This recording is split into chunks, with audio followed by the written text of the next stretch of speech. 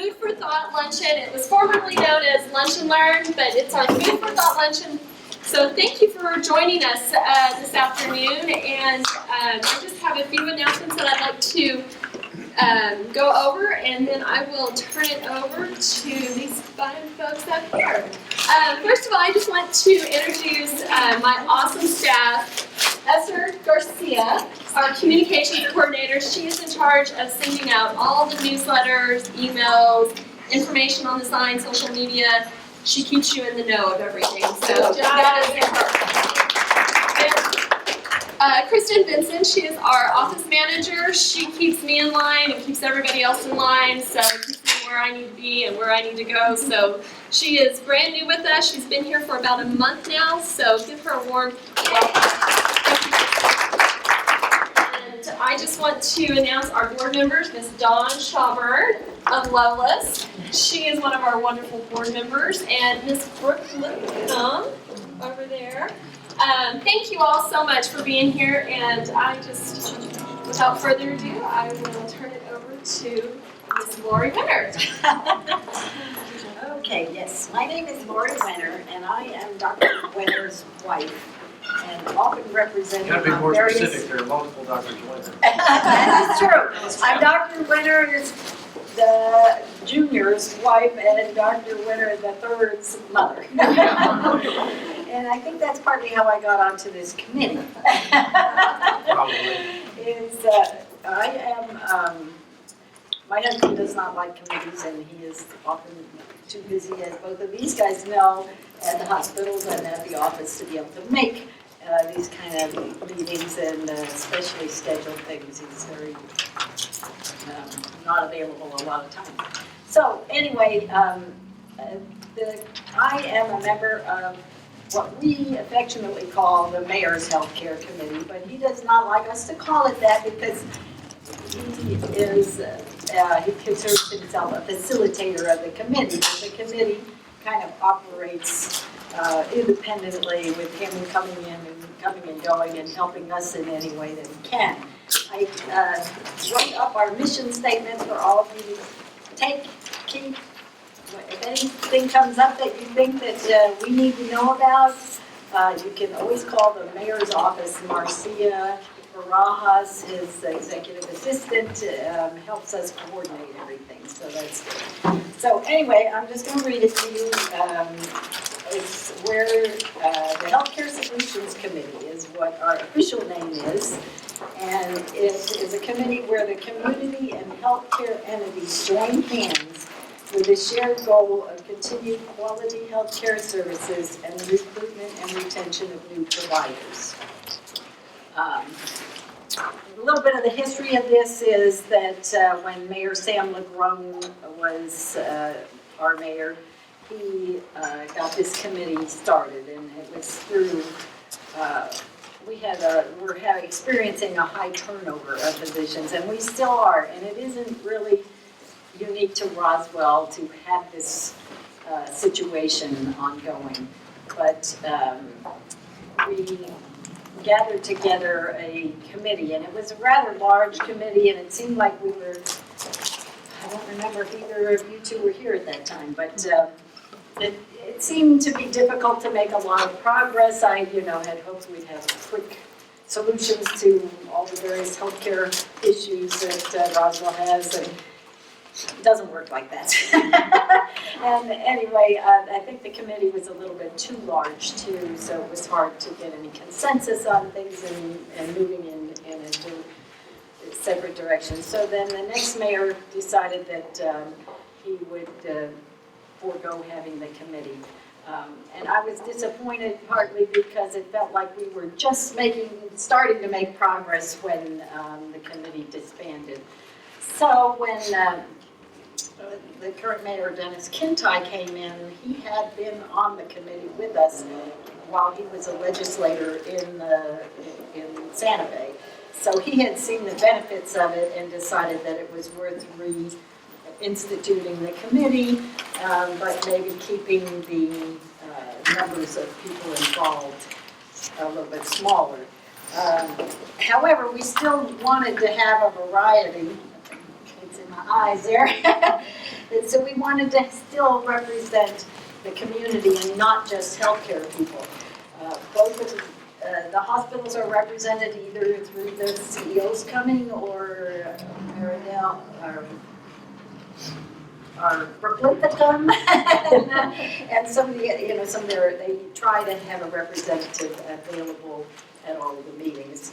But I just thought I'd let you know a few of the other people. On our net is a physician with the Valley Health Clinic, and Dorothy Helms is our current director. She couldn't be here today, but they asked me to speak in her place, and I'm sure she's a better speaker than I am. However, we have David Brisenio from the Casa de Buena Salud, Tom Burris from the RASD, he's the superintendent with the school district. Jerry Harrison, New Mexico Health Resources, Dr. Cruzan with Chimera. The New Mexico Department of Health has a representative that comes. The Chaves County Indigent Claims Funds peoples and a representative. Matthew Martinez is a recruiter with Eastern New Mexico Medical Center, and he comes in addition to some of the other representatives, and he's a big help to us in helping with that recruitment part of our mission statement there. Greg Neal is a retired man who works heavily with the mayor he's considered the mayor's liaison for numerous issues, and it's great to have some retired people that have a little bit more time to dedicate to some of these efforts. David Southward with the Chimera, he's the Chief Operating Officer. John Taylor is a veterans advocate because obviously veterans health care is a big issue in Roswell. Dawn and Karen Viant is a physician with Eastern New Mexico Medical Center that has a lot, is on various committees. She's been the New Mexico Medical Society president, and she works heavily with the family practice program out of UNM. So she's a big advantage to have on our committee. And Don Wolf with ENMU Roswell, and Joaquin Baca with UNM Health Sciences Center. So we get some people down from Albuquerque, and that's been one of our biggest pushes, is to work with medical students and residence programs out of the medical school in Albuquerque, trying to let the students know and residents know that we are in need of physicians here, that we love having physicians no matter whether they want to become an employee of one of the hospitals or join one of our medical specialty groups or become a private practice physician. So that's part of our goal, is to work with all of the various entities that help provide health care in Roswell and in New Mexico, so that we can encourage young people or anyone looking to move to Roswell. Some of the things, one of the ways that we decided to go about this initially is we did a survey of physicians, and we kind of separated out our employed versus our private practice, and what the main goal of the survey was to find out what brought physicians here in the first place, what they like and what they don't like about life in Roswell and in this part of the state. So when we looked at employed physicians, their biggest draw here was a job was offered to them, so they took it. Whereas the private practice, one of the biggest draw for private practice physicians was family in the area. So that's a real important thing to remember when you are talking to your children, your students, your young people in Roswell. We need to encourage them to come back to Roswell. It's great for them to get out and into the wide world and see what there is and learn a lot of different things, but we need them back. And we have a very Active group of young people coming back, and one of them is my son. He did come back. In fact, I have 4 children. My daughter is now working for Yates Petroleum in Artesia. My oldest son is a urologist, and he's joined us in our office. My middle son is a veterinarian. He's joined Dr. Smith, and will be soon building his own clinic over there on College. And then my youngest son is a taxidermist who is just now also returning to Roswell and going to set up his own business here in Roswell. So, but there's an active group of young people doing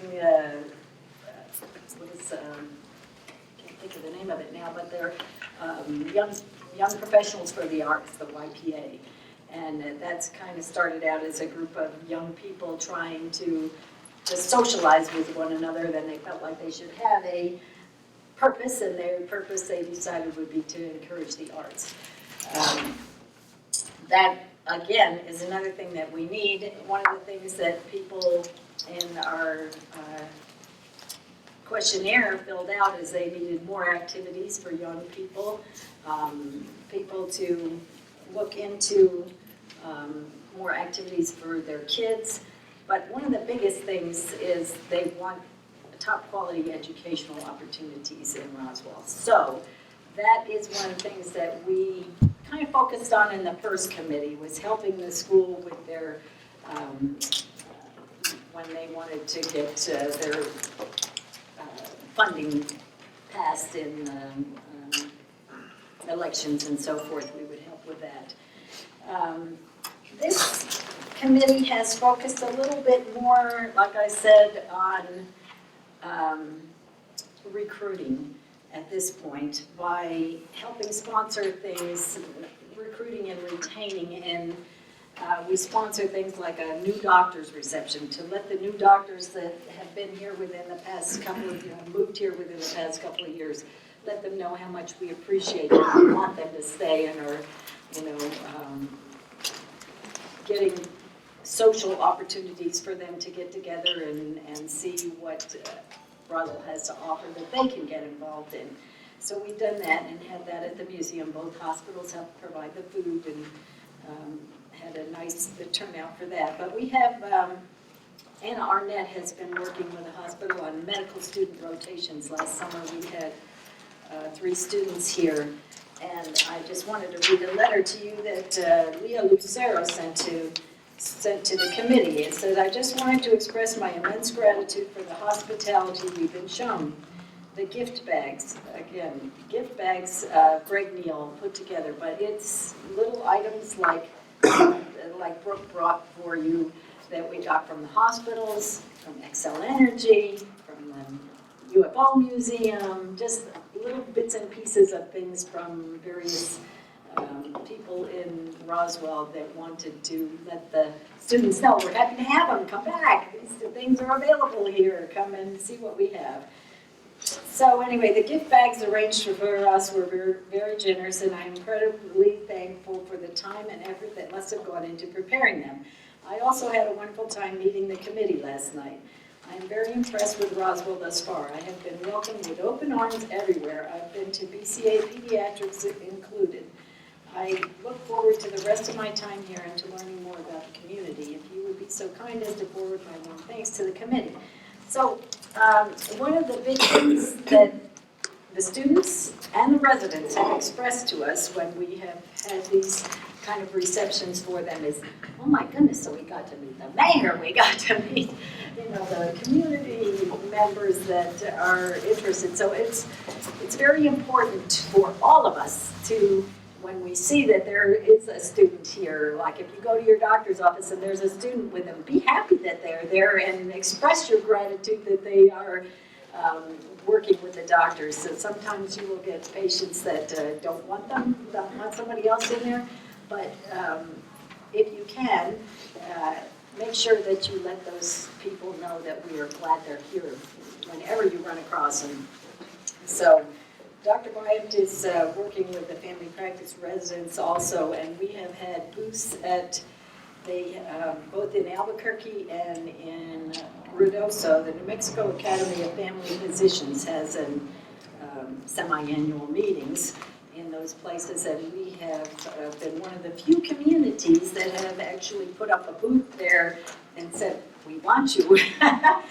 This is what we had to offer, and we laid out all kinds of things. One of the big things they liked was the UFO stuff, so they could take it home with their kids.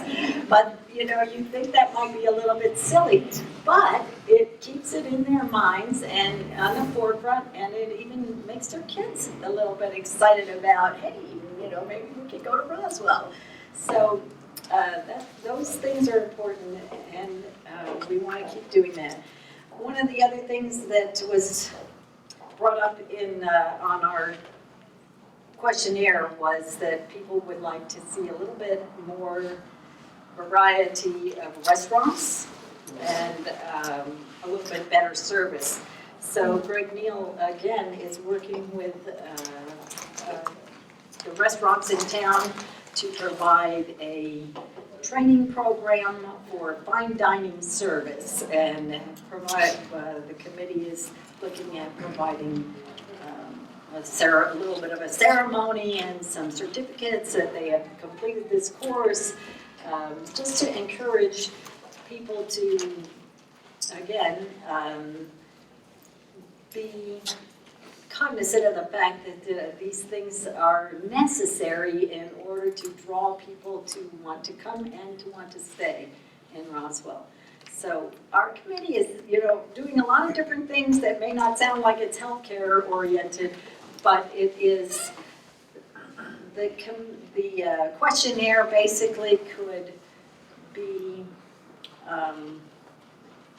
encouraging any type of professional person to come and stay in Roswell, from manufacturing to, you know, anything you can think of. Those issues are the same issues that that any professional wants to see when they move to a new community. Another thing that we are looking at helping out with is a rehab program that has had a high turnover in directors for a while. So we're looking at how can we help them and help a new director of rehab to come here and want to stay here and not be moving out so often. So just one thing that happened because of this committee, Joaquin Baca, who I said is with UNM, was down here at one of our committee meetings, and he got a phone call from a student saying, hey, I'm going through Roswell, and I just wondered if I could stop and find out a little bit more about Roswell. Well, because of the committee, it was perfect timing because we were meeting in the committee, but within 2 days we had together a tour of both hospitals and a meeting with the mayor. And the student came away thinking, oh my goodness, this is the greatest community. Just told him, and within a few days I got all this set up. So that's why the committee is there, to be able to respond quickly and help encourage any aspect of Roswell that would help with our recruiting and retaining physicians. Does anybody have any other questions for me? I've got one. Yeah. We had that same issue like you all do, trying to recruit and retain.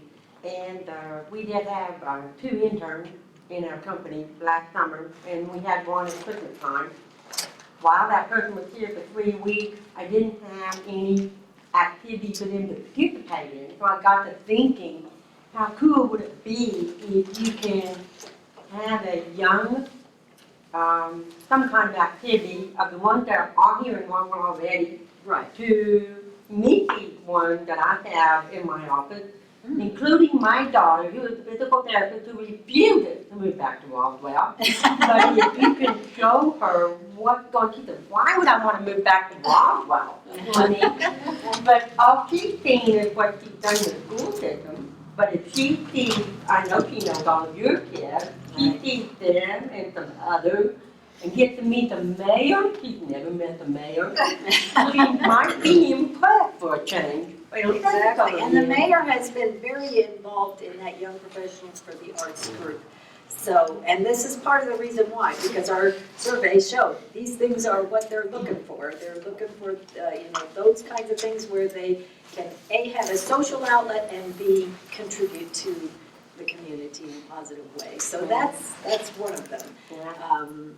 And all of these ideas on upgrading, tearing down the old buildings that was mentioned several times in this article. There's a lot of derelict buildings around, in our questionnaire. And the mayor, that's one of the reasons he's been involved in that. It's because it's obviously something that young people don't like to see when they come. They don't want to see a broken down old community. They want to see something active and happening. So, but I would say you have her get a hold of some of the people that are involved in that committee. My daughter-in-law is on that committee, Young Professional for the Arts. So if you call me and I could have her let you know when the next meeting is, and they have fun things like painting wine glasses, and classical paint wine glasses, and then have wine, it's great.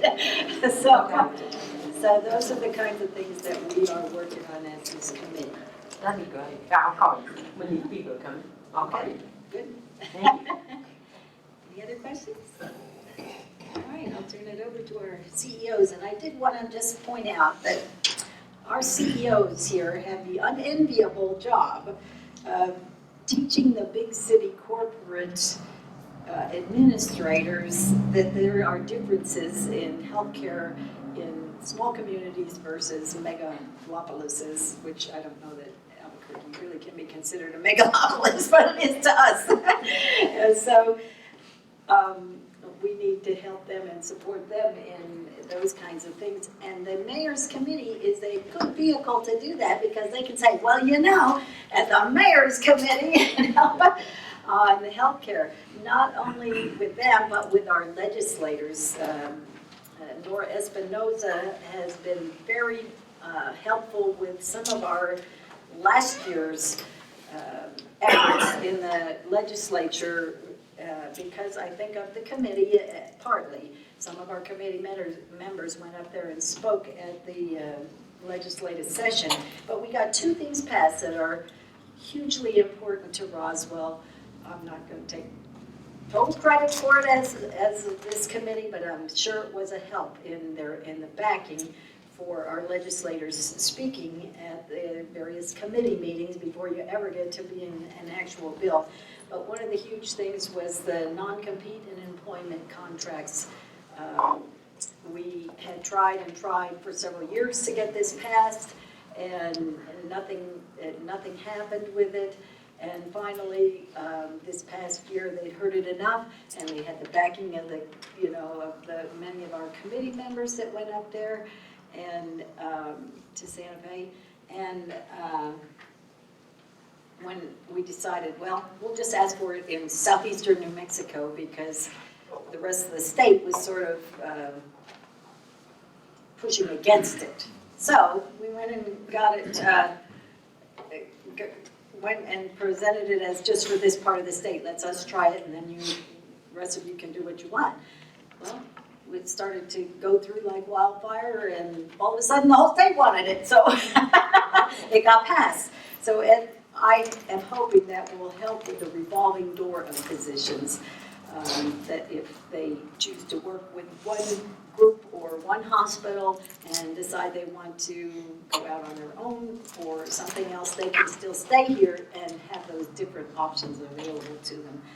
But the other thing that made a big difference was insurance companies were supposed to get new doctors, new physicians assistants, so and so forth, their code numbers to be able to submit their bills and charges within, I think it was 45 or 60 days, something like that.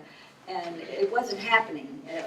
They were not getting the numbers. I know for a fact it took 6 months for my son to be able to get his numbers. Once he got here, it took him 6 months before he could actually bill out. And how many young people coming out of medical school with gigantic and residencies with gigantic loans can withstand that? Well, the only reason he could was he was in our office and we covered the expenses, for him until he could get us paid back. Well, there That's was where a your law. kids keep coming back. Well, there was a law that they were supposed to get it, but there were no teeth in it. So that was one of the things our committee encouraged and pushed and said, this isn't happening, we need to do something about it. So they instituted fines and fees for insurance companies that didn't get them those numbers that they needed. And lo and behold, it's happening a lot faster nowadays. So anyway, that's just something that it may be a small part of the puzzle, but whatever it is, it does seem to help. And so I think it's important to keep this mayor's committee active and working, even if it seems like we're making small steps. Thank you very much for listening. Sorry, I think the whole time. If there are no other questions, I guess we're done. No, we need Dawn and we need Roger. Absolutely, tell the story. If you don't tell the story, I'm telling the story, so. We'll tell my version of it. First off, on behalf of all three of us, I want to thank all of you for being here. There are actually some folks who intended to come and could not. I spoke to at least one of them privately about some of what they wanted to hear about, so I hope we touch on all those things. Thanks to the Chamber for organizing this. It's a wonderful thing. I noticed that we're the first ones not associated with the term lunch and learn, so I'm assuming that means that there's not a learning Anything. But the Chamber, you got to realize, the Chamber is always prepared. For example, there are, by my calculation, 339 days until Christmas. They are ready. They're all set. Let me tell you a story about me and Dawn. Some of you know I practiced law. When I got out of the hospital business the first time, years ago, when we were still bleeding out people with leeches, I then went to law school, and I came here right out of law school. I practiced law here for almost 29 years and represented mostly hospitals, including the two down at Las Cruces. And I was down there sometime in 2005. It was right before my University of Texas played Southern Cal in the national championship game, and I remember that because the lady there that I reported to was an SC grad and wore this obnoxious pair of Southern Cal Trojan socks to our meeting. And I wanted to resign. But in any event, I met a lady, and I mean literally, passing in the hallway by the name of Dawn Sharman.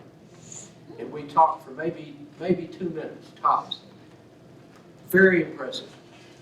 So, fast forward then to 2009, when Dr. Winter the Elder and his compadres persuaded me to come and join them over at Roswell Regional. We quickly lost our chief nursing officer, and I was kind of stuck for what I was going to do, and there was this kind of like a splinter in the back of my brain. There was a lady I met that would be perfect for this job. I couldn't remember her name, but I still remembered this little girl that had on the obnoxious socks. I still remember her name. Wasn't you? You wouldn't be here today. Or for those obnoxious socks. I remembered her name and her phone number, and I called her and I said, "What was the lady's name I met down here one day 3 or 4 years ago?" She said, "Oh, it's Dawn." I said, "I need her phone number." And she gave me Dawn's phone number. I called and got it pretty straight away. It didn't take but a day or so. Reintroduced myself. We sort of remembered each other. I said, "Here's the deal. I'm over at Roswell Regional, physician-owned hospital. It's a great little hospital. I need a chief nursing officer. You interested?" Well, yes, sir, I think I am. And she gets in her car and comes over just within a matter of a couple of 3 days.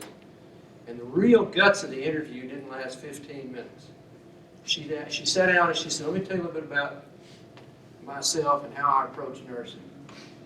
And said very matter-of-factly, "Any of that appeal to you? Any of that cause you a problem?" And I said, "You know what? That's just music to my ears. If you can do all that and make the trains run on time, you're hired." And then we just visited, and we visited for a while. And within a month, she was there as the chief nurse, and I'm happy to report we've been friends ever since. I miss working with you. Absolutely.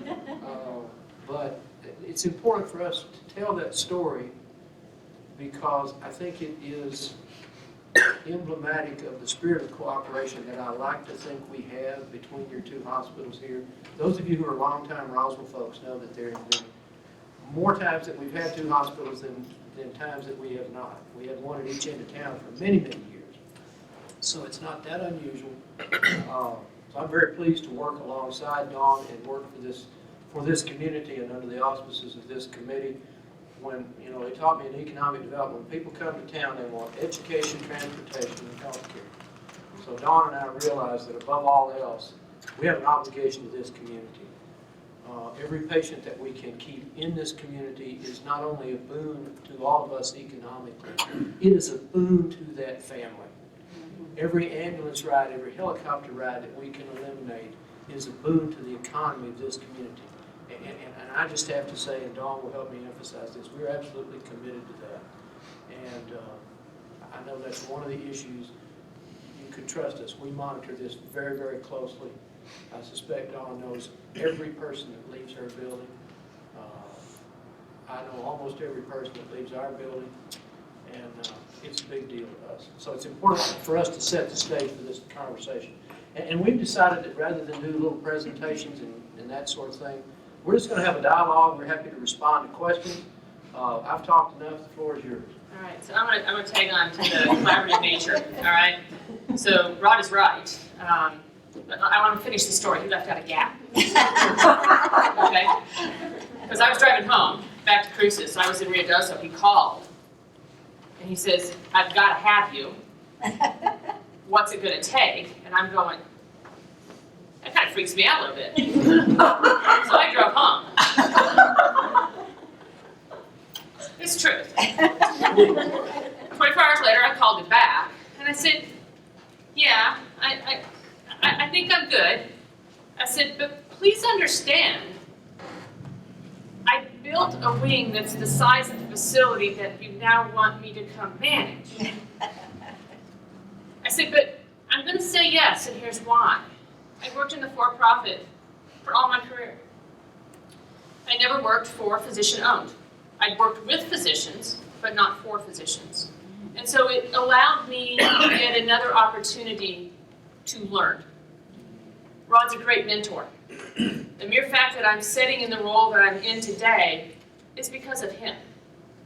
He positioned me in the facility that I am in to become the person I am, the CEO of Lovelace Regional. Collaborative. I know our community has the opinion that we don't work together. That's not true. I can tell you 53% of my transfers transfer across town. Is that a popular decision by my corporate structure? No, it's not. I heard about it yesterday when I was in Albuquerque. And I again told them, I'm sorry, I'm not going to become known as the facility who flies everybody out. Okay? 53% of my transfers. If I do not have the service line, and Rod's Eastern has it, they're going to go across the street. We're going to put them in the ambulance and go across the street. If that service line is not available in town, both of us have the responsibility to find the appropriate level of care and assure that the patient reaches that destination. That could be by ground or that could be by flight. All right? We work together. We move patients back and forth. All right? There is a true sense of collaboration. And I'm going to say that I really feel I've been in this community for 6 years. That started with Marydale. She and I just started having conversations, you know. And you could see the reactions in the community when she and I were together, like yeah, something's blowing up, we're talking. It's pretty cool, isn't it? You know, and I think that spirit is going to continue. Rod and I are friends. Yeah. We are here, both organizations are here, I think I can sum it up, to provide exceptional care to every patient every day. It's the only reason I can put my head on a pillow at night. All right? Only reason. One of the things. That's absolutely right. And you know, I've been in this community for 36 years. March 1 will be 36 years. My wife and I, between us, have 3 wonderful children. We actually have a total of 4, but only 3 qualify as wonderful. It's not always the same three. And none of our children are coming back, apparently. But my point in saying that is, we've had kids graduate from the local high schools, middle schools. We are invested personally in this community. I plan to grow, start to say grow old, but I've already passed that. Grow older here. I don't plan to, but I suspect I will get sick and injured before I cash in my chips. I want my health care to be as good as you want your health care to be, and so does Dawn. We are absolutely invested in this community, personally and professionally. I have to step in here. I had a Not total your turn. knee operation. I had a total knee operation last year, about this time in December last year, before. And I chose to have my knee taken care of here in Roswell, and I chose to go to Lovelace. As you know, my husband was involved in building that hospital and recruiting Rod and helping recruit Dawn and so forth. I had the most wonderful experience, and I wrote and told Dawn about that and the individuals that took care of me. And I don't believe it was only because I was Dr. Winter's wife. I think they were following their normal protocols completely to the letter with me as they would with anyone else. And it was such a wonderful, positive experience. One of the things is that it is so great to have people you know taking care of you in your own community. So, you know, you hear every once in a while, oh, I wouldn't go to, I have to go to the Mayo Clinic, or I have to go to some other place. You do not have to go to the Mayo Clinic. You can stay here in Roswell and get top quality health care. And if they can't provide it, as Dawn and Rod said, they will recommend you the place to go where you can get that health care. But for most things, you can stay here in Roswell and get top quality health care. You know, I want to go back to collaboration. Rod and I were talking before the meeting started. Eastern New Mexico Medical Center is a designated trauma center for this area. Lovelace Regional Hospital, through their letter of intent in this past year, to become a designated trauma center for our area. In working with the state trauma coordinator, we identified the need, and that need is around orthopedic care. What they found was that currently we have coverage at regional, and so we can keep, by transferring the patient to Lovelace Regional, we're going to be able to keep more of that ortho trauma here in town. So what does that mean? That means that patients have their family, patients aren't displaced, having different lodging, food, all of those things. So that's yet another level of, we're looking for ways that we can tag team. That we're here to care for our community. As Rod said, I'm an orthopedic injury waiting to happen. He didn't say that, I'm saying that. I want my health care here, okay? I don't want to be flown out. But let's talk about that. There are certain service lines that we shouldn't ever do here. Yes. Because we won't have the volume to keep a physician qualified and competent. Let's talk about some of those, okay? From my perspective, and I'm going to toss it to you. Cardiovascular surgery. Somebody cracking my chest? Minimum of 200 cases a year. Minimum of 200 cases. I want somebody doing far more than the minimum if they're going to crack my chest, right? Neurosurgery. They're going to come up here now. I'm sure there's some people in town that want somebody to get up here and mess with my gray matter. But if they're going to get up here and operate in my head, again, I want somebody that's doing far more than the minimum. Yeah. Okay? That needs to go to a tertiary facility. Pediatric oncology. Again, there's not enough volume, thank God, but that needs to go to a tertiary center. Yeah, Do you agree? I'll disagree with you. Yeah. If you need those kinds of services, your best friend is that helipad. Absolutely. And that's just the reality of it. Some other things that we'd like to do and probably can't. I'd like to have pediatric intensive care, take care of sick kiddos. I will tell you the economics, the volume is probably here. The economics of that is just not good. I'll tell you what you see a lot of in NICUs and PICUs neonatal intensive care, pediatric intensive care. Very honestly, it's a sign of the times, is kiddos who are born addicted to drugs. And so the economics of trying to absorb that in smaller community hospitals is impossible. We'd love to see that, probably not going to happen. Neonatal intensive care maybe someday, but for right now, not. Now, there are some things we do very well. Orthopedics is a shining example.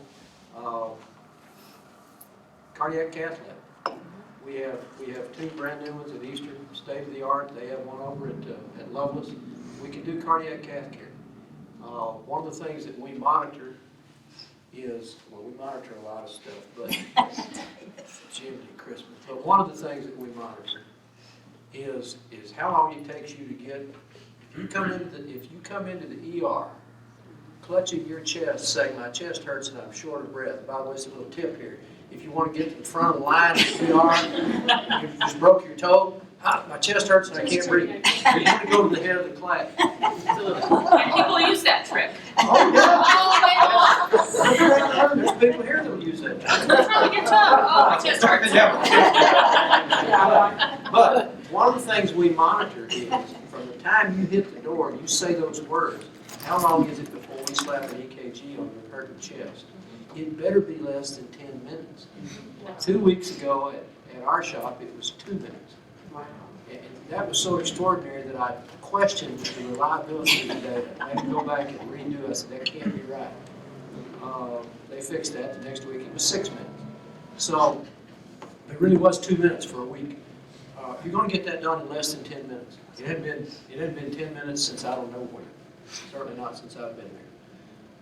If you are having a heart attack, we can get you to the cath lab in short order and unplug your arteries.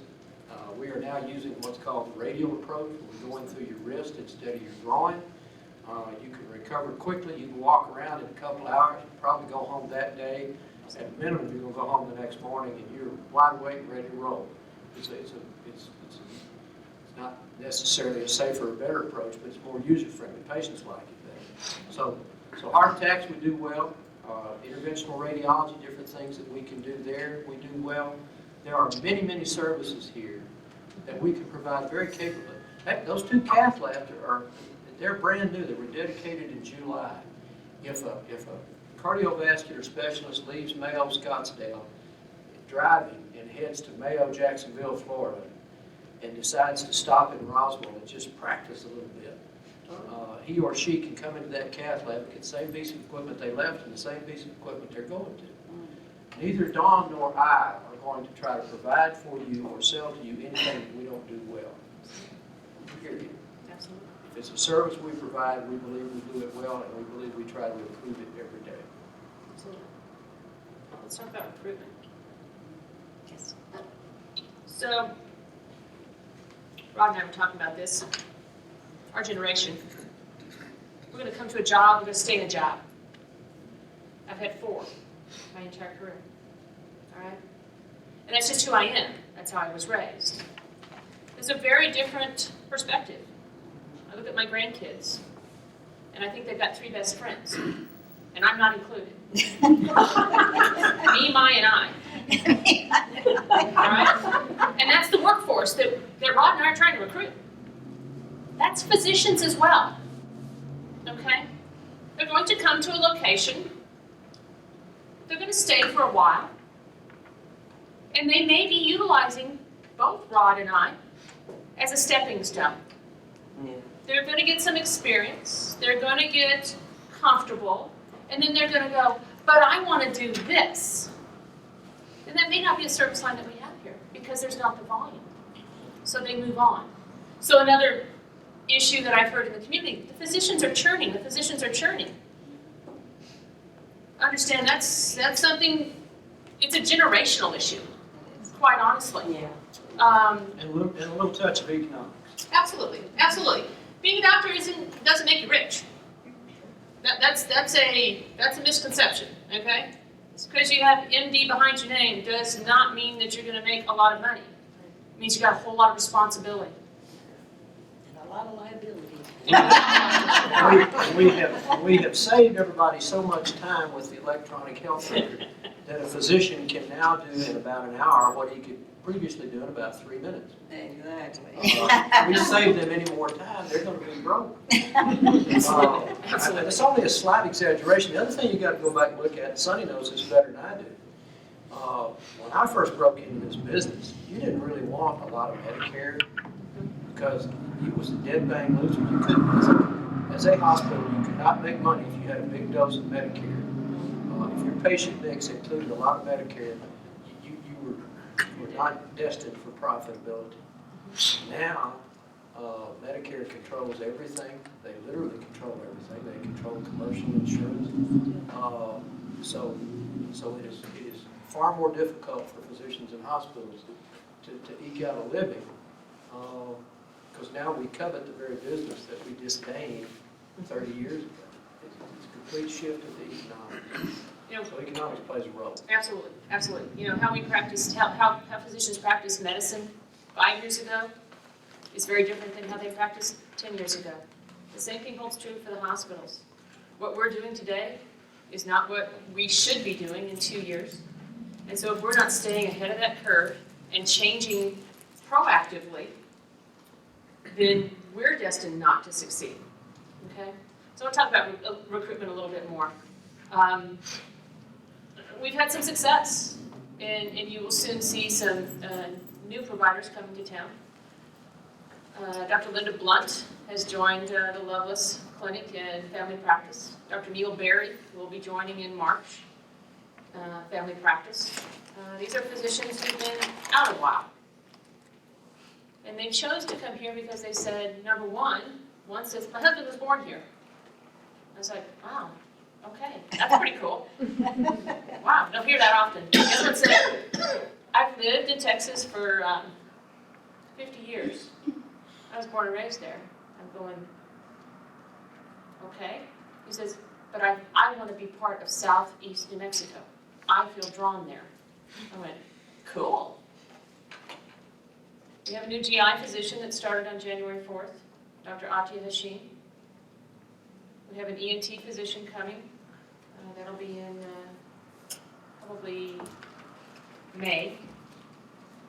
Orthopedic surgeon coming in February. So recruitment is opening up. You got to get the right people recruiting. Wouldn't you say that's right? You got to be able to sell your community. What I found, I took on recruiting for Lovelace here about 2 years ago. Because what I found was people in Albuquerque can sell Albuquerque, but they have not a clue here. They have not a clue. All right? Absolutely. So I've got 2 physicians in the pipeline right now that have even said to me, Dawn, I don't even need a site visit. I'm sold. I'm like, no, I'm still flying out here. I'm still flying. I think you need to kind of lay eyes. One said, oh, no, I've been through. And he started listing off restaurants and the UFO museum and all this kind of stuff. And I was like, okay, maybe you have been here.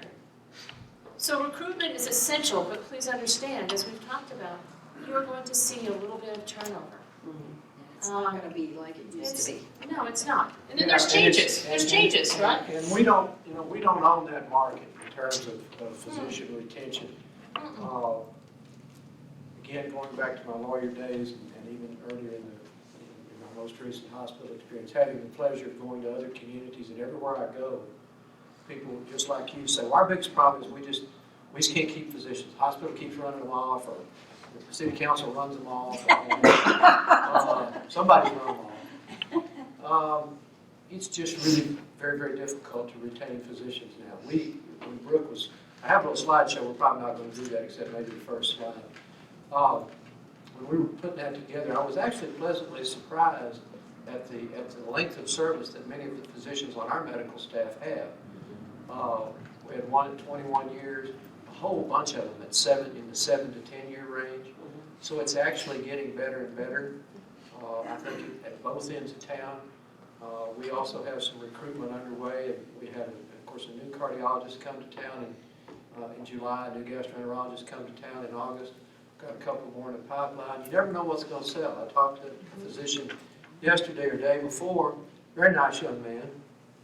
never been to Roswell, but he was in Flint, Michigan. And I said, one of the things you'll like here is you can drink the water. That's kind of different for you. You know, when I was recruiting young lawyers, we used to joke, well, let's fly them in at night and we'll fly them out at night so they won't really see anything between here and the airport. I've just found that the best thing you can do with folks is be honest. This is a hell of a nice community. I live here by choice. And do we do everything perfectly? Not us, but all of us? No. We have a little crime once in a while? Yes. We have gripes about the educational system? Yes. Is it worse than any other community? No. And that's what I tell people. You come here, I want to show you the good, the bad, the ugly, and let you make a choice, because I want you to make an informed decision. I want a happy marriage. And you're going to look me in the eye and you're going to commit to me that you're going to give us a fair shake. And you're going to stay here. You're going to come here with the intention of staying here. Okay, things change, I get that. But you need to come here and you need to put everything on the table in the interest of these people in this community. If you don't want to do that, let's don't waste each other's time, okay? Because I'm not into one and done. I'm going to jump in there about that a little bit. My husband is a general surgeon, and one of the biggest assets we have in our office is standing back there. She sure is. That's Cindy Vaughn. She's our office manager, and she's been with us 28 years, something like that. She is one of my friends in the healthcare community. She's taught me a lot over the years. Yes. And Cindy could tell you, having been with us for that long, and we've had quite a few general surgeons join us and leave us, join us and leave us. And part of the what we have been so blessed with is Cindy, who has stuck with us for all these years, and we have several other employees that have been with us 20 years. Our full-time regular staff probably averages about 20 years. So that is real important, but what she could tell you about would be the changes that we have seen and how much more difficult it is for a private practice physician to get up and running in this day and age than it was when my husband came 30 years ago. I've already told you a little bit about my son coming, and without the backing and support of the family, and Lovelace stepped in and helped do a guaranteed income for him for the first year. It is much harder for physicians to get up and running this day and age, and I think that's why most of them are now employed. But the problem of employed physicians versus private practice physicians is they don't have as much invested in the community. It is much easier to change jobs than it is to change professions and change. Many of you are probably business owners, and you think about shutting down your business here and starting a business somewhere else.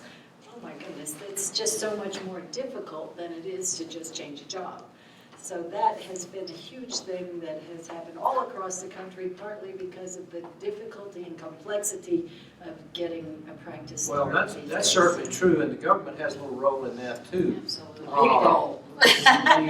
One of the reasons that more and more physicians are seeking employment rather than private practice.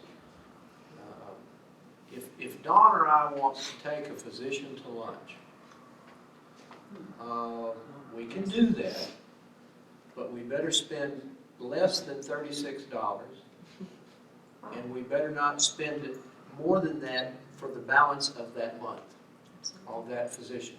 If we do, we have to keep a gift log, and the federal government can send an inspector in any time they want to and go to Dawn's office and say, let me see your gift log. And she better have one, because the perceived evil by the federal government is that we somehow are lavishing gifts and things on physicians just so they'll love us. If it worked, I probably would try that. And if we go over that amount, then we have to go back to that physician and say, you owe us this I amount want of my money back. Yeah, Oh my God. Okay? yeah. So- If we inadvertently go over it, Absolutely. or if we inadvertently overpay a physician, and this can happen, this is actually a lot more common. If we inadvertently overpay a physician for for whatever reason, we have to go back and get a refund. We have no choice. There is a CFO in North Carolina for a hospital out there who is in jail as we speak for a sin just about like that. Well, how are we doing on time? You're good, you got about 20 more minutes. We got one more question. We do? Why don't physicians have privileges at both facilities, right? That's a great question. I'm That glad is a you good asked. question. There you go. My husband does. Yeah. And he always And your has. son does as well. And my son does as well. I would tell you that I suspect if you held guns to our heads, the three of us would tell you that kind of a little dream that we've nurtured over the years is that we can have a unified medical staff and everybody Yes. go everywhere. Exactly. And there are still physicians who help us fill that dream. An employed physician, if Lovelace recruits somebody and employs him or her, or if we recruit somebody and employ him or her, they are going to stay with their employer. But the true free agents, the ladies and gentlemen who have practicing privileges, can have them at both hospitals. We do not place any restrictions on that as long as they're competent. Both of the doctors Winter practice at both hospitals, and there are several others who do. The orthopedic surgeons do. We have absolutely no objection to that. We don't shake them down for silverware when they leave. None of that. And you have choices as patients, okay? If Dr. Winter's going to do your surgery and you want to come to my place or Dawn's place, if you will say your preference, by and large the physicians will honor that unless there is some medical reason not to do so. They're very cooperative folks. They're very pleasant folks. True. Talk to Cindy. So we can make that happen. But then again, like they say, the employed physicians don't have that freedom. And that I would like to see change. I'm not exactly sure why they couldn't have some, maybe you can address that. Why is there no crossover possibility there? Well, one reason is simple economics. If we're going to employ a physician, there's going to be a compensation formula that ultimately will depend on productivity within that facility. So they're certainly welcome to go practice somewhere else, but if they want to hit their target level of compensation, then they're going to have to hit the level of agreed upon productivity. It's not something that either of us is forced on them. It's an agreed upon negotiated number. If they're comfortable with, we're all comfortable with. So it's much more difficult for the employed physician to do that. Questions from you guys? Rhonda? Pain specialist. The last pain specialist that we had here literally likened my late husband's chronic severe pain to her menstrual cycle. Consequently, we drove to Cruces to Lisa Lakota, and Lisa Lakota left, and there was no one to handle it. When somebody's in pain and they have to drive 3 hours, that's very, very difficult. Yeah, chronic pain's from, I mean, Dawn's a clinician, she can probably address this better than I can. Any kind of chronic pain is, first of all, very difficult to address. It's typically managed by people who have an anesthesia background, not always, but typically. It is very difficult to make it a paying proposition.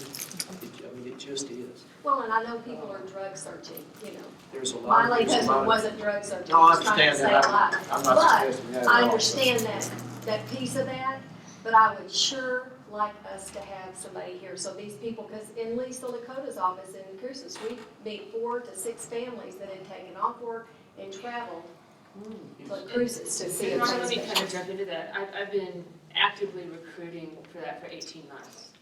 And they are very difficult to find, all right? It's a very special niche, as Rod had referred to.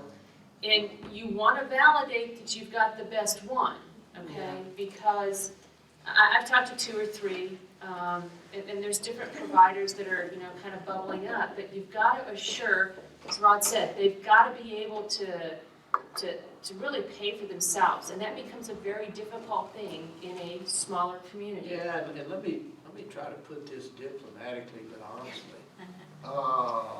They tend to be a fairly mobile group. Yes, sir. They do. Don't ask me why, I don't really know, but if you start recruiting a pain specialist, it's kind of sand squishing up between your toes. They're hard to nail down and they're hard to keep. Well, It's supply then, and when Dan demand. Rays was here, when Dr. Rays was here, he was a family practice Oh, doctor. yeah. But he was comfortable, Mhm. and he treated my husband, we didn't have to go out of town. Yeah. Why, well, and I only know about Eastern, so I don't know about you guys, but they're telling us they're not allowed to treat someone who was on 50 milligrams of methadone 4 times a day and in between those oxycodone. I mean, it was tough medicine, but he had proof, he had x-rays, he had surgeries, he had all the stuff, but no physician here would help him. So, Rod, isn't there something that just the medical board has recently about that. imposed upon all physicians in our state, Yeah. that they've had to go back for additional education regarding pain management because of drug-searching, drug-seeking individuals, and there are now new mandates from the board that contracts with patients so that patients don't quote-unquote accidentally overdose while under that patient's care, because a lot of legal actions occur back around that side because that patient failed to uphold the contract. Yeah. Families take action, so That's there's a lot. absolutely, that's absolutely right. So there's now pressure downward within their own medical board. So it's truly driving family practice away from it, internal medicine away from it, and truly to the anesthesiologists who have more specific training regarding those medications delineated to that. But Rod's exactly right. It's a supply and demand issue. Pain management across the United States is a booming business. But they're going to go where it's most lucrative. There's probably, I don't know this for a fact, but depending on your chosen specialty, there's probably also an additional cost to the physician to offer extensive pain management in terms of their malpractice insurance policy and that sort of That's thing. correct. That is correct. There's also a very cyclical problem with it too, in that I know my husband, he gets information from the medical society and so forth. Physicians are giving too much pain medications. You need to stop it, you need to slow it down, you need to do it. You stop it, you slow it down, and then the next, couple of years down the road, they're saying, why aren't you taking care of your patient's pain? You need to be providing more pain care. So you start providing more pain care. Then you get a letter that says, you guys are giving them too much pain. Let's go back That swings back and forth. to a topic that Rod mentioned, babies being born addicted to whatever. All right, our OB physicians have to go back and get additional education and training to have methadone clinics to help moms wean off of whatever they're on, and hence wean that baby off in utero. And so, but what you still see is so many of those babies born, and if you've ever seen a baby born addicted, they're twitchy. They just twitch and they cry, and their scream is just hideous, and they're inconsolable. They are. We had, when I was at our hospital in Spokane, it had a big neonatal intensive care unit. It was a very nice hospital. It was a tertiary referral center. We treated everything, all the stuff Don was talking about, cracky chest, neurosurgery, all of that. The ladies, and they were all ladies who worked in NICU, were some of the dearest people I've ever met. Absolutely. And you go down there and you watch those little guys. And yeah, there's some preemies and there's some other kiddos and kids born with heart defects and that sort of thing who are not subjected to drug abuse. But I will tell you, particularly in the city, one of the biggest problems with that is the kind of people who show up wanting to gain access to the NICU. Absolutely. Because the guy who used to sell those drugs will show up. Absolutely. Security is an absolute nightmare. This was a nice hospital. Spokane's a nice town. We're not talking downtown Detroit here. I really get off on that, but that's a difficult thing. well, I submit to you that a gentleman or a woman on pain medicine who can't get it screams just like that. I've seen And it. I would agree with that, Rhonda. I would agree with that. Absolutely. It's horrible. Absolutely. Absolutely. Yes, sir.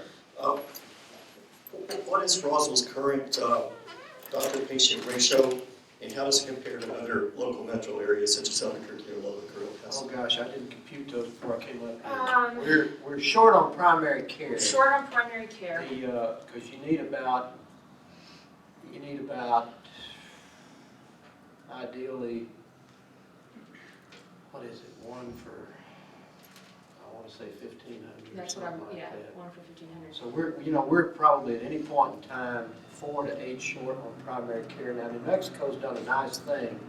New Mexico has given non-physician providers, nurse practitioners, a lot more authority and autonomy than most other states have. And we're probably, if not in this session of the legislature, probably in the next long session, we'll expand that to include physicians' assistants as well.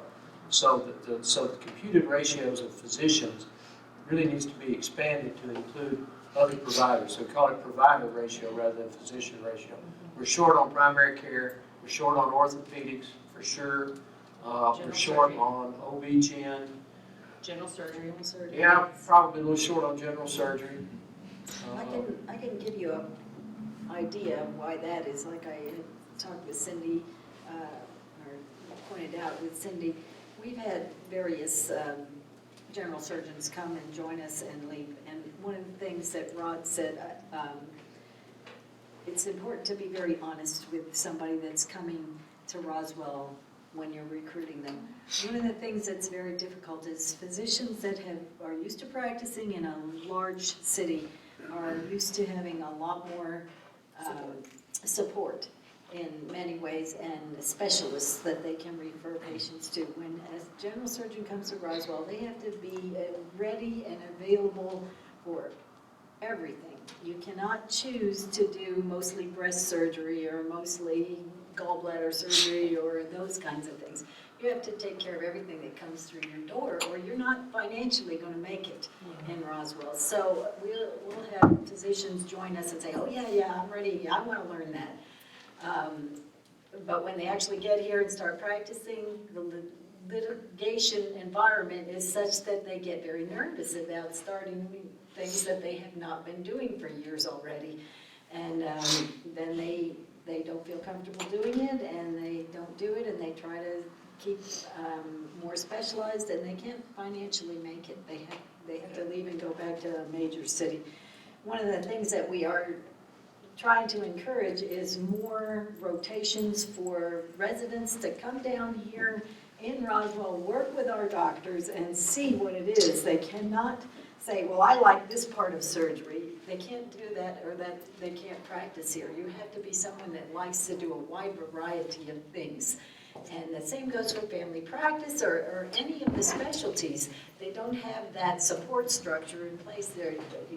Like Dawn says, you cannot keep super specialists with enough patients here to be able to be competent in those areas. So you either have to do it yourself or send it out, but financially you can't make it if you're not broad-based. So I want to take into, when you're talking about med school or nursing school, you've really got some pipeline issues, all right? So that is, if you look at nursing, you don't have enough qualified instructors.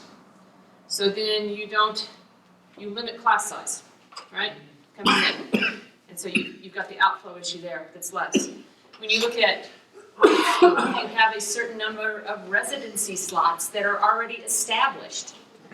And so you have a cap. And while you have physicians coming, they may cut you off. So you again have an outflow issue. And then you have those same that are held over from year to year that are still trying to get that residency slot. They're still attempting to be that physician that they want to be, but we've capped it, okay? And the med schools have done that, all right? Why? I'm not real sure. So there's multiple issues to look at from that perspective. Yeah, and we're facing a nursing shortage really across the country That's no question. that is about as bad as it was back in the early 80s. You may or may not have any familiarity with that, but we brought in nurses from every civilized country on planet Earth. True. They hired about 20 Filipino nurses down in Hobbs, and then they hired an assistant administrator who was from New Zealand. And he went down to New Zealand, I think he went down there on the boat and just dragged a bunch of them back. It was amazing.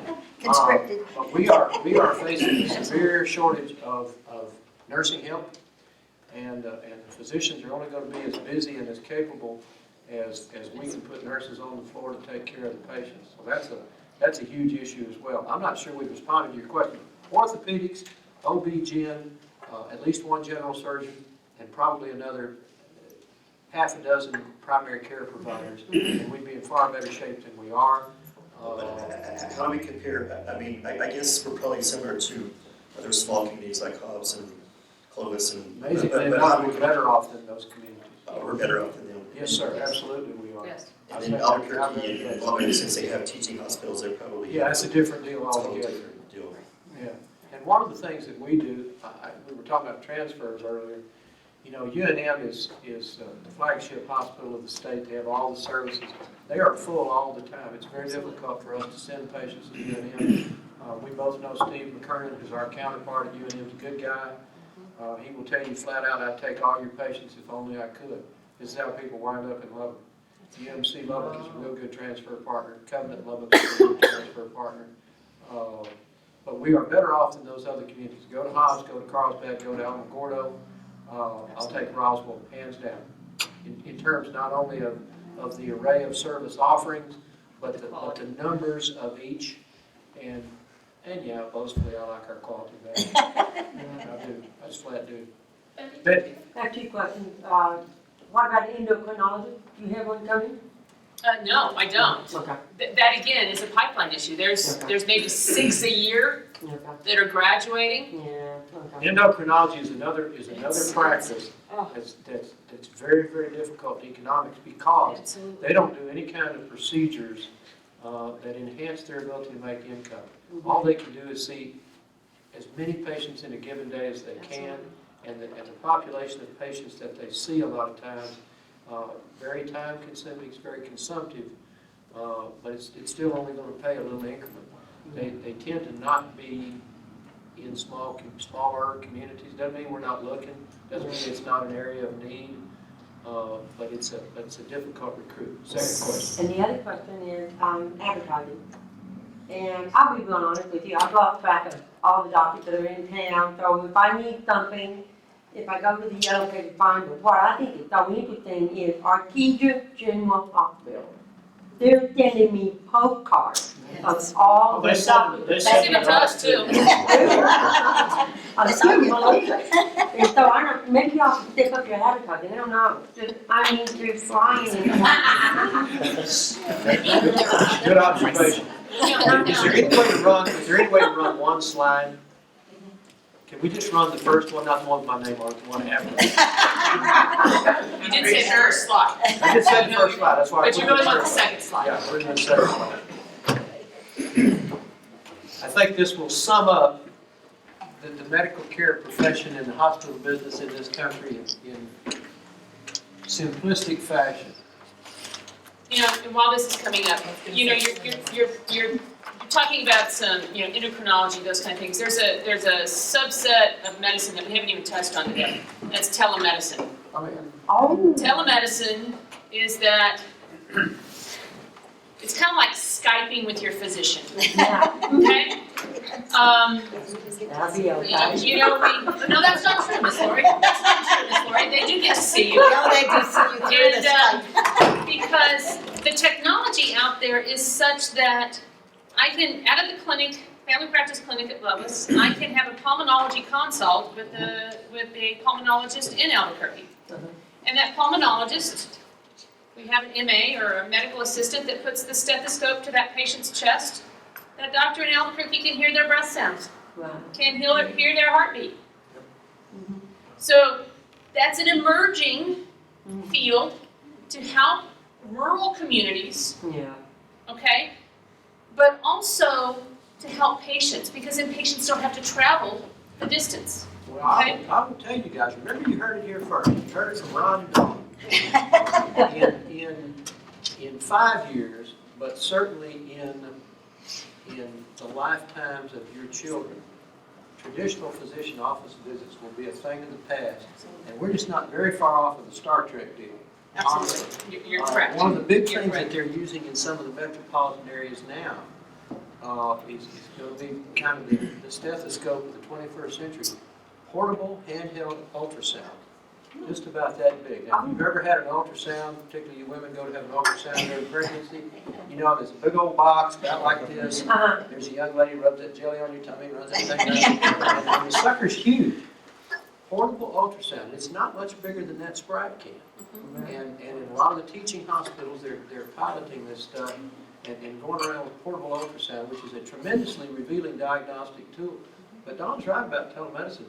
In our outfit, we piloted that in 2012 in Las Vegas, a little hospital up there, 54, 56 beds. Every neurological presentation that came into that ER immediately got sent to Santa Fe or occasionally to Albuquerque because they didn't have any capacity to take care of that. They put in teleneurology. In the first 90 days, 44 patients presented with some sort of neurological complaint. 41 of those patients were kept right there at home. That's extraordinarily helpful to those people. And it's fascinating to watch. When the screen comes up, I get in front of the cartoon so you don't get hit. Uncle Joe is on the left. He's laying in the emergency room with his nurse or his medical assistant or his family. And on the right is an electronic medical record. And somewhere is a physician looking at that screen. And he's putting Uncle Joe through his paces, asking him questions. Uncle Joe woke up this morning, can't move his left side. We're trying to figure out why. And by the time he gets through, that templated electronic record is complete. Hits a button. It's in the patient's record at that hospital. And we have a plan of care. It happens, I'm sure, the same way at Lovelace. Door to door, that takes 9 minutes. And that's an extraordary accomplishment. It was kind of interesting. As we worked on that in Las Vegas, one of the problems we found is as we monitor all these little timelines in the ER, our length of stay was going up. We couldn't figure out why. One of the whys, in fact, the biggest single explanation, you remember when airplanes for a while put cell phones on the plane, and how many times did you hear this conversation? Guess where I'm calling you from? Well, Uncle Joe's family was going out in the hallway on their cell phone saying, guess what's happening to Uncle Joe? There's a doctor in Albuquerque watching Uncle Joe on TV. Well, that's fine, except we were sort of needing them to tell us the history of how Uncle Joe was. So they were slowing things down because they were so fascinated by the technology. Okay, here's how hospitals and physicians do business these days. If you can't read that, it says the company is happy to announce that compared to previous years, we've improved our rate of declining revenue. We've been doing great since we redefined success as a slowdown of faith. Moving on, who has a status report? And Wally says, I've improved my rate of doing nothing. That's the first slide that Ron showed me. It is. Sums up healthcare. Yes, sir. It is. That's 2010. Absolutely. I don't know. December of 2009. That's correct. I beg to differ a little bit. I think of how healthcare was when we first came to Roswell. And my husband spent a lot of time seeing patients at both hospitals at the time, before, after, during their stay at the hospital. Much, much more of his time was taken doing rounds with patients. Nowadays, people, with the advent of a lot of the technology that we're talking about here, as well as laparoscopic surgery, it's a totally different situation. Very rarely does he spend very much time, more than an hour, seeing patients in the hospital, because they are not there. They go home within a very short period of time. So healthcare has changed dramatically in this country in the 30 years that we've been in it, and it's for the better. I just would like to hear a lot more about that, because it's amazing, the advances. Let me touch on that. Dr. Winter, so as a clinician, I grew up as a nurse in an ICU. And so we were very accustomed to caring for patients who had abdominal aortic aneurysms, right? Yes. Right, so it's the big blood vessel that runs right down the center, right over your spine, right? Sometimes they get kind of big, they bulge out, the wall weakens, and they're at risk for rupture. And if that ruptures and you don't get to the hospital, you're done, right? Now, if it's up here, you're gonna die. Yes, if it's at the aortic arch, you're done. But if it's down If here, it's down low, you fix it. you can fix it, that's correct. So, those patients that I took care of in the 1980s, when I graduated from nursing school, they had anywhere from a 7 to 14 day length of stay in the hospital. Here's why. You split them open from here to here. You took everything out to get to where you were going, which was toward the back. You fixed what you needed to fix. You put everything back in and you sewed them up. Frequently, their gut didn't wake up well. All right? Today, Dr. Winter Jr. takes those patients to the cath lab. He does a procedure called an endoluminal repair of a AAA. So what do I mean by that? That means he sticks things in your groin, deploys a graft in that vessel.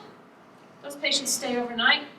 They walk that same night. They go home the next morning. And Don and I were there when he did his first. Absolutely. And we Watched him agonized do it. over this over Yes, we did. As we remember, in one room was a patient that had to have the old-fashioned procedure Correct. because of where the Where it was. the bone Absolutely. was. Absolutely. And the other one in the next room had the new Yep. procedure. Yeah, both Rod and I stood in that cath lab viewing space and watched it.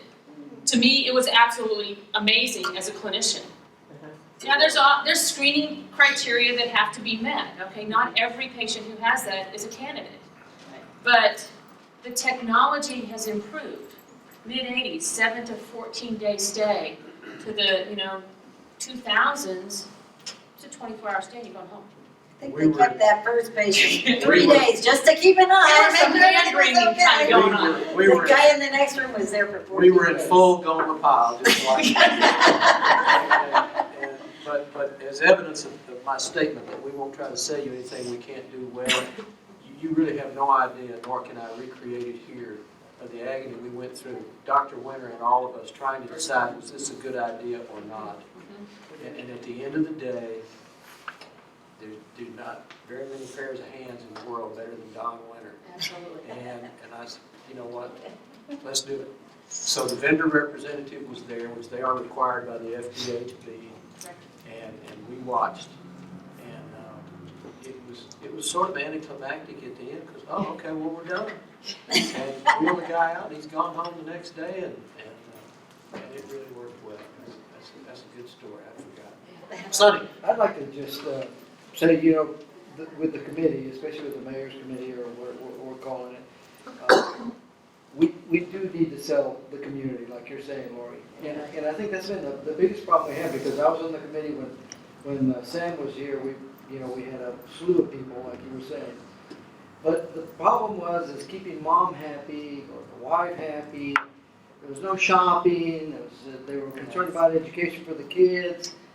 They wanted all of these things, and we understand that. You understand that, is because we've all gone through it. That's going to be the biggest hurdle that we have to overcome to keep the medical community happy. Because if they're not happy, It's not only the medical community, it's Right. like I say, all professionals, and I'll just, at the risk of a little backlash, I would like for all of you to let our newspaper know that we want to see the positive things on the front page about Roswell. We don't want to have blasted all over the front page, the difficulties that arise. It's okay to report some of that stuff, but we don't have to be sensationalistic about some of the things that happen. We want to be honest and positive, honest about things that do happen, because there are issues that need to be addressed in Roswell, but we But don't they're need to make everywhere. more of it. Absolutely. We don't need to make more of it than is necessary. We don't need to, we need to focus on the positives and the great things about Roswell. And there are so many of them. People ask me, how did you get your kids to come back? It's like, we love Roswell. We have always loved Roswell since we moved here in 1985. And I just wore off on the kids. The kids realized that, and they got out into the big wide world and saw that there's problems everywhere, and that it's pretty nice to be back home near family, especially when you have grandchildren coming around. There's parents, there's aunts and uncles that help out with that. So encourage your families, your kids, that this is a wonderful community and we have so much more community involvement in programs like this and so forth. All over Roswell, there's so many things to do that I find with our family is we have to pick and choose because there's always a lot of activities, a lot of things happening. So that's one of my biggest gripes about Roswell is people that say there's nothing to do. It's like, well, then you must not be interested in anything because there's myriads of activities going on all the time. Sonny, to really kind of come back to that, it's being realistic about the expectations. Absolutely. Okay, what I find when I'm talking to providers and their wives or husbands, whichever way, it's about a quality of life. They really want work-life balance. Right. And I can sell work-life balance. Oh, you drove for 2 hours? You can get to work in 5. So you're gonna have to figure out how to ramp up and decompress very quickly here. Okay? You can go, an hour and you'll be in Ruidoso. Do you like winter sports? Do you like to hike? What do you like to do? Sell them on the work-life balance. Absolutely. And Ski in the morning, play golf in the afternoon. Absolutely. So, and that's what I find, if you're just realistic, as Rod and I think both have conveyed, we just have to be honest. Right. We But I have tell them we're limitations. centrally located, 200 miles from everything. And that's exactly what I say. Exactly. That's exactly what I say. One of the recruits just said, I want to be within 200 miles from Alamogordo. I wrote her back and I said, we're 117. Odd request. Candace, thank you. Thank you so much. That concludes our food for thought. Thank you so much for attending.